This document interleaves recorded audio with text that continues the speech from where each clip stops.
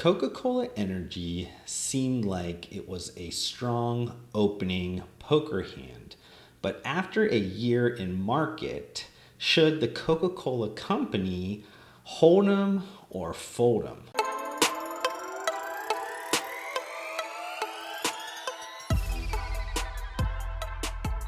When the Coca-Cola Company announced that it was bringing a branded Coke Energy product to the United States market in late 2019, I honestly thought that it could potentially be the biggest thing to happen to the US energy drinks market since Red Bull washed up on the California shores in 1997.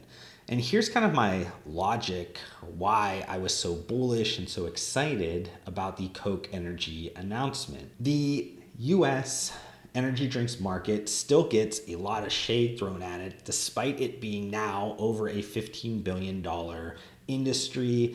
I figured Coca-Cola, being arguably one of the strongest brands in the United States, would bring a ton of validation to this market. And just like more on a product sense, just the Coca-Cola product is a great introductory product to anybody that's not currently an energy drink consumer. So Sally from Iowa that's drinking Diet Coke for her energy source, she would be somebody that would be easily kind of folded into trialing a Coca-Cola Energy product, especially if that product was going to have taste parity to just general Coca-Cola or Coca-Cola Zero, because these products have almost the best market validation out there for any beverage product. And that last point was assumed that it was going to have taste parity to those products, mostly because I figured if Coca-Cola Company was going to the trouble of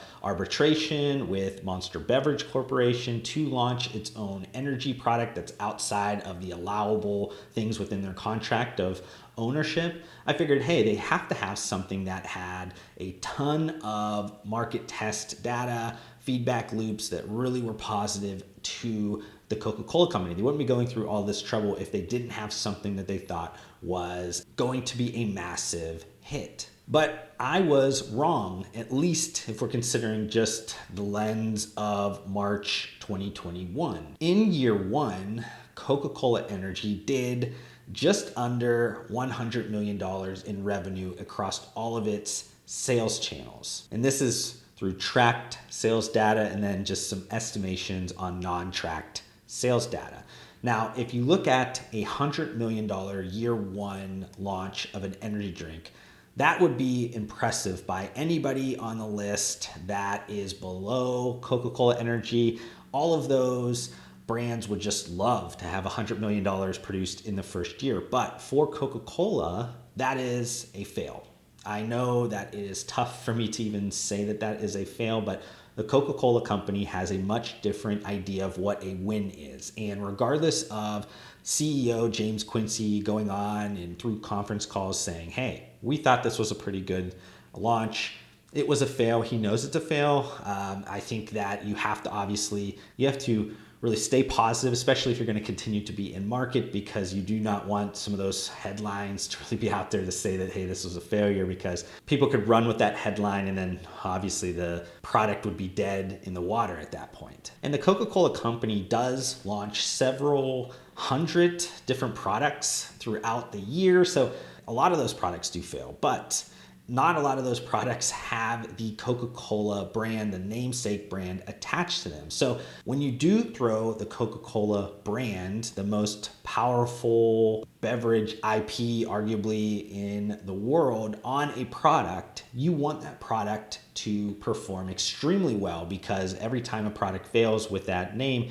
it kind of takes a little bit of hit to that brand equity, that brand affinity. So what kind of happened? Why did Coca-Cola Energy kind of fail? Why did it not get out to the start that the Coca-Cola Company thought? A lot of this has to do with timing. A lot of it is being blamed on timing. And I don't necessarily disagree with that because the product was launching in early Q1 of 2020. Obviously, we know kind of what happened right after that point. So if you're trying to launch a very huge initiative, you're really excited, and then obviously the COVID-19 effect happens. It hurt the field employees' ability to kind of communicate, market, sell like they normally would, because a lot of them were not in the territories at the level that they normally would. You also were not able to do a bunch of like sampling or trialing at events and at different stores. You also had just consumer mobility cut down, especially in those early kind of days of restricted living and lockdowns. And because of that, people weren't moving around. They weren't going into convenience locations, convenience stores. And convenience is the far and away the largest sales channel for energy drinks. So if you didn't have that, that was shut off. The Coca-Cola Energy product did have a lot of headwinds that it had to kind of deal with. So this blew up really any go-to-market strategies that the Coca-Cola had going into it, kind of built up and kind of strategized. And anybody outside of the Coca-Cola Company, this product would have really been dismal. This would have been a very bad launch. You would have gotten nowhere close to $100 million because Coca-Cola Company has a ton of different distribution power. They have a ton of different ways to kind of wiggle around and move around and really produce revenue. And you can see that by the channel mix of year one of the Coca-Cola Energy product.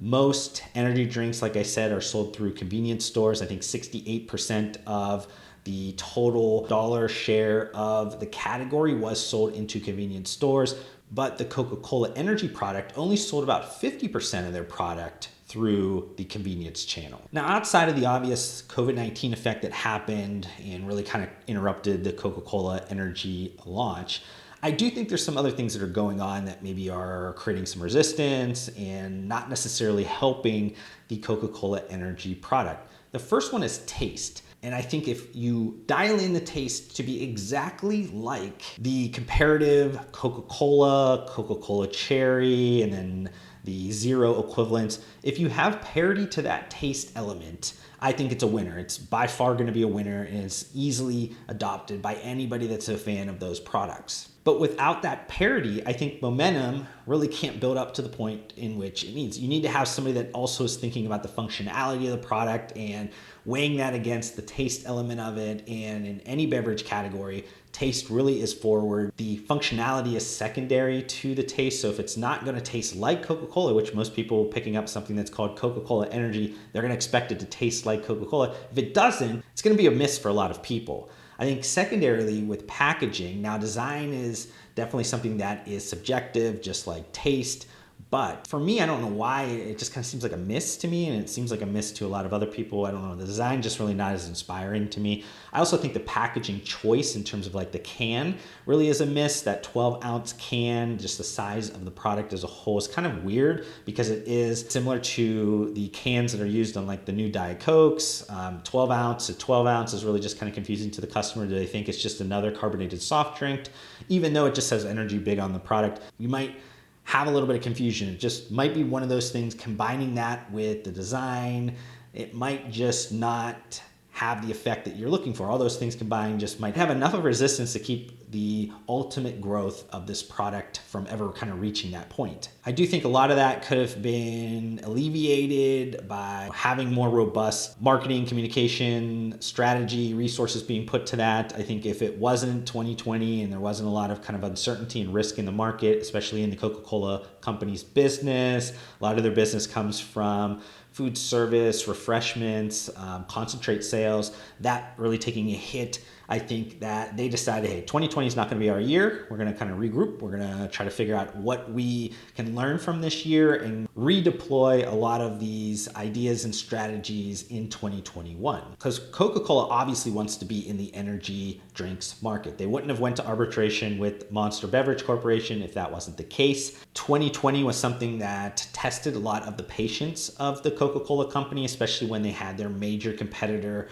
PepsiCo go out and do a ton of aggressive moves in the energy drinks category. You had them acquire Rockstar Energy. They signed a exclusive master distribution for Bang Energy. They also did a ton of repositioning, relaunches, announcements around the Mountain Dew energy SKUs kind of area, and really kind of putting that back on a direction that could have a ton of growth. But kind of circling back to the Coca-Cola Company, up until some of those announcements, they really by default had the best of the two energy portfolio, and that's because of the minority ownership agreement with the Monster Beverage Corporation. And they kind of felt pretty good because they had Coca-Cola Energy coming out, they won that arbitration, but the problem was early on they kind of noticing that the Coca-Cola Energy product was not doing all that well. But luckily, some of the things that PepsiCo was doing as well wasn't really kind of getting to the point and really kind of growing to the point where they thought. They weren't quickly able to turn around Rockstar. The Bang Energy announcement has really just been a mess at this point. And then Mountain Dew energy products have been doing fairly well comparative to how they've been, but not to the point where it really kind of pushed Coca-Cola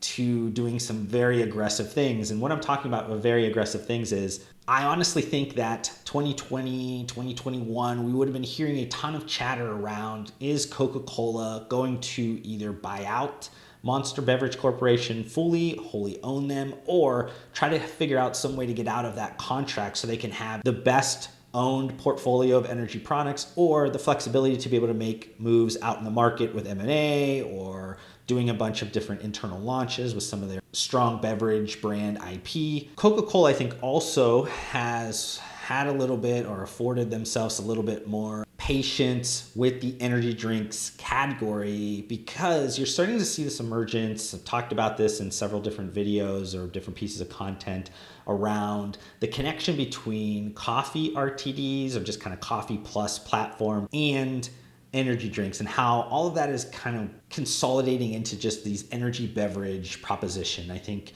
that you're going to see more of those things be used interchangeably, a lot of the strategies be used interchangeably. I think consumers are just thinking about those as substitutes as energy drinks become more of a common thing in society and consumption becomes more common. It's not necessarily thought of in the early days about all just like partiers or college people drinking these products. I think it's becoming very much a normal day-to-day beverage consumption behavior.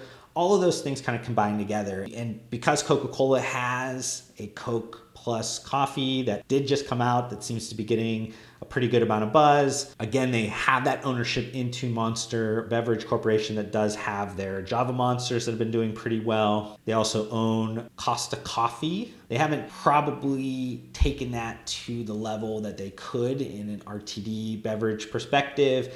And they have to kind of pay attention to what PepsiCo is doing in that area as well, because they do have a partnership with Starbucks for their RTD beverages. And you're seeing PepsiCo talk about Starbucks RTDs into their kind of like energy drink 3-pillar strategy. So what can the Coca-Cola Energy product become? I definitely think Coca-Cola wants to be in the energy drinks market. They're going to figure out a way to continue to be in the energy drinks market with or without Monster Beverage Corporation. Coca-Cola has been kind of steadfast that their strategy is to own the beverage categories. They were not going to diversify their strategy into like snacks or foods like PepsiCo is. So because of that, they need to own every single very large category. That is definitely energy drinks. So they're not going to be giving up on the Coca-Cola Energy product. I think they have really noticed in that first year that some of those things that I talked about, the logic that I talked about is still sound. The execution maybe was not there for Coca-Cola,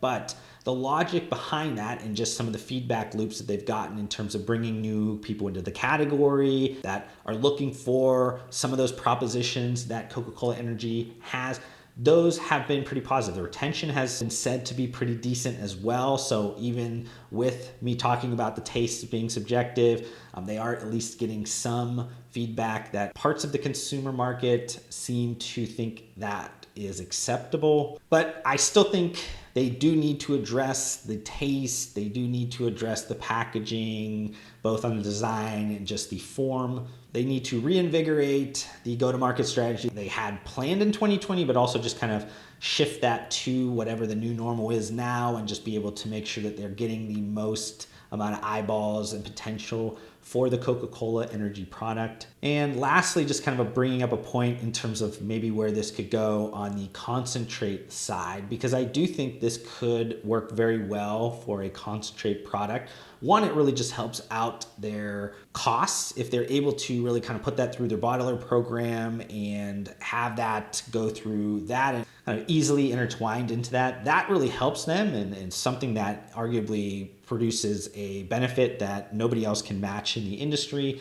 Secondarily, the concentrate could be used in this idea of like off-premise 2.0. I've talked about this a few years ago, just around how off-premise needs to change from what it used to be with energy drinks, with like the clubs and the events, and into fast food restaurants or quick service restaurants. And I'll pop up that video for you guys right at the end here if you guys want to check out that video. I think it still has a ton of really valid points that I have not seen yet really getting taken advantage of in the market. I do want to end this video by just asking you guys if you've tried the Coca-Cola Energy product in the last year, what your thoughts of that product is, and what do you think the potential of it is in the future. Thank you so much for watching this video. If you want to help support me, make sure you guys hit that thumbs up button on this video. If this is the first time you've been introduced to my videos, would love for you guys to be a part of my community by subscribing to my channel. I upload several videos just like this weekly. And if you guys want to connect further outside of this platform, I do include all of my social media links down below. I just want to thank you guys again for your time. Hopefully I gave you some value in return, and we'll see you guys on the next video.